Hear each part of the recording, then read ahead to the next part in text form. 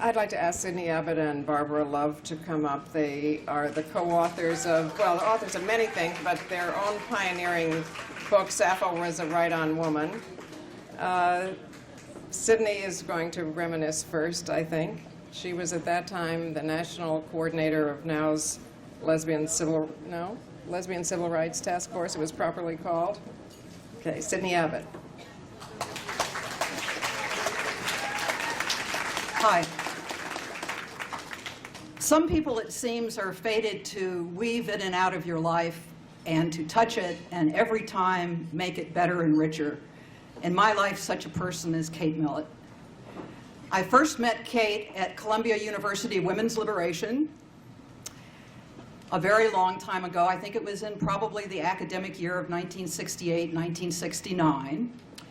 With some other people who I'm afraid are not here tonight, but one was Ann Sutherland Harris, professor of art history, and I think she and Linda Nochlin did that fabulous show at the Brooklyn Museum, the first time 400 years of women's paintings had ever been gathered together, and it was most impressive. Harriet Zellner is here tonight. Yeah, Harriet's here. Harriet, where are you? Over there, in the back. Harriet was part of Columbia Women's Liberation. I believe Charlotte Cheedy, the literary agent, was also part of Columbia Women's Liberation. And poor little Sidney, very much a junior person. I was a graduate student there getting my master's very humbly around all these people who were getting doctorates and who were teaching and things like that.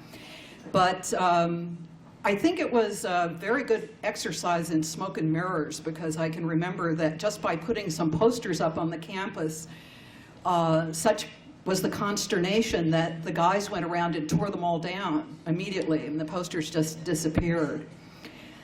Kate then became famous shortly thereafter, and I have always really been glad that I knew her before and during and still.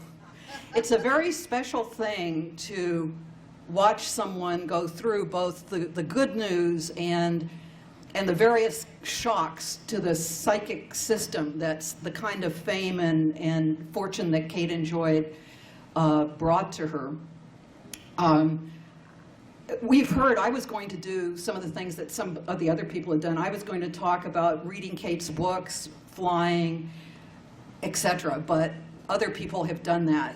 But you could almost live a whole life by Kate Millet. You could listen to her, you could go to her wonderful apartment filled with her sculptures and at that time Fumio's sculptures. You could go to her art shows in Greenwich Village. You could go up to the farm and have a wonderful time at her farm.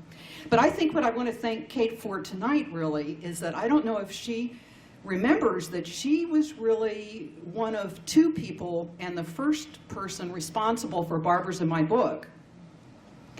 Because I think I was talking to Kate on the phone one day, and I think her book was just coming out or was just about to come out.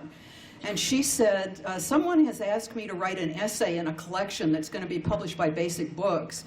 And I really, I don't know if I have the time. I don't know if I have the time to do that.